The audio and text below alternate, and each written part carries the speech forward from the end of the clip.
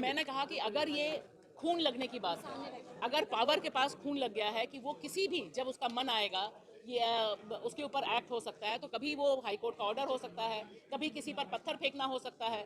कोलकाता में लोगों ने पुलिस के ऊपर पत्थर फेंके, उनके घर पे तो बुलडोजर नहीं चला।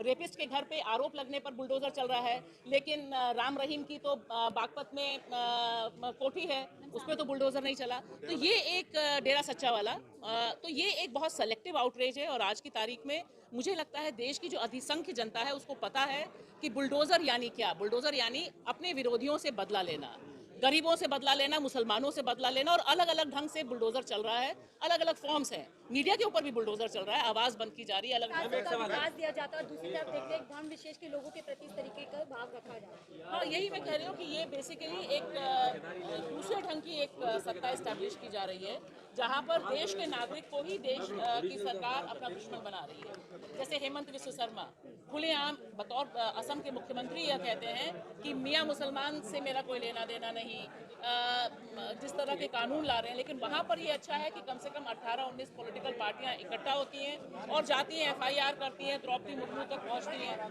तो ये एक बहुत ज़रूरी है कि इस तरह का जो एक इनजस्टिस है उसके खिलाफ आवाज़ उठना। और आज की तारीख में मुझे लगता है बुलडोजर पर एक आवाज़ ये जो कहा जा रहा है कि विपक्ष मजबूत हुआ है, कहाँ मजबूत हुआ है? कहीं भी विपक्ष खड़ा हुआ नहीं दिखता है जब बुलडोजर चलता है। जो काम पहले हो रहे थे वो आज हो रहे हैं। देखिए, आज की तारीख में कम से कम मध्य प्रदेश की घटना के बाद कांग्रेस सड़क पर आई और कांग्रेस को बोलना पड़ा जब उनके अपने नेता के ऊपर पड़ा। लेकिन मेरा मानना है कि अगर उत्तर प्रदेश में चल रहा है तो वहाँ विपक्ष की पार्टी है अखिलेश, समाजवादी पार्टी, बसपा है।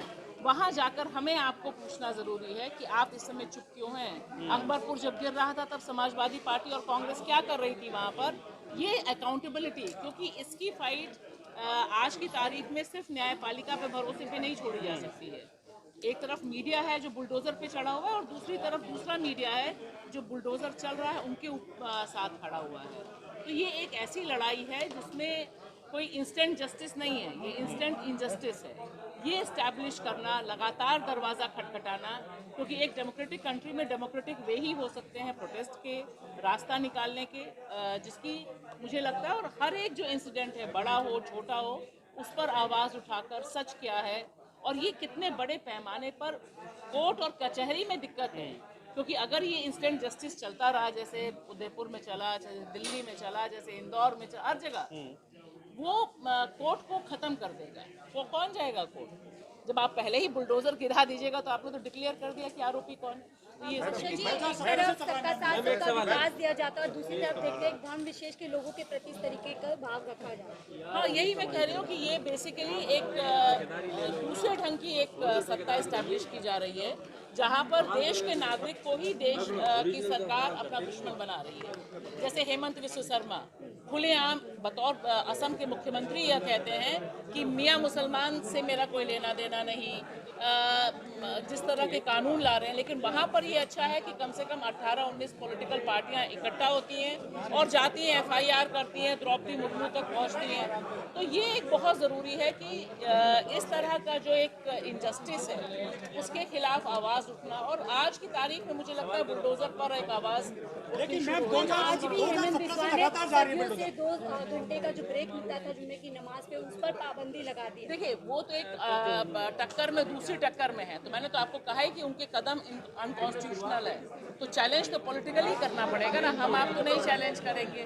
तो वो एक पॉलिटिकल चैलेंज कैसे हो सकता है, कैसे हो पाएगा, ये पॉलिटिकल पार्टीज को सोचना है। और असम में कम से कम विपक्ष की पार्टियां आज की तारीख में सोच रही हैं कि चैलेंज किया जाए।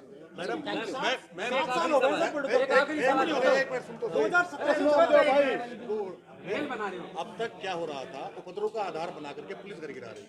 आज उत्तर प्रदेश में फतेहपुर में हाजी रजा है, सपा के नेता थे, उन्होंने मोदी पर टिप्पणी की थी, इस वजह से उनका कॉम्प्लेक्स गिराया गया है। जी। तो क्या अब आलोचना के आधार पर घर गिराया देखिए, मैंने कहा कि अगर ये खून लगने की बात है, अगर पावर के पास खून लग गया है कि वो किसी भी जब उसका मन आएगा ये उसके ऊपर एक्ट हो सकता है, तो कभी वो हाईकोर्ट का ऑर्डर हो सकता है, कभी किसी पर पत्थर फेंकना हो सकता है। कोलकाता में लोगों ने पुलिस के ऊपर पत्थर फेंके, उनके घर पे तो बुलडोजर नहीं चला।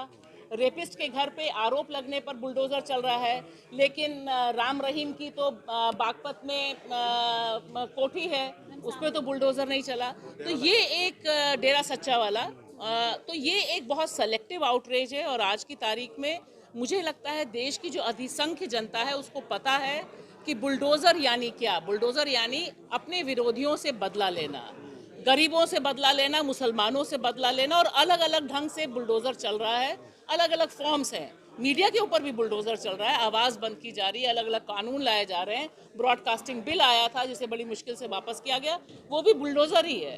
तो ये मुझे बहुत साफ लगता है कि, और हम सब जानते हैं कि बुलडोजर यानी क्या है।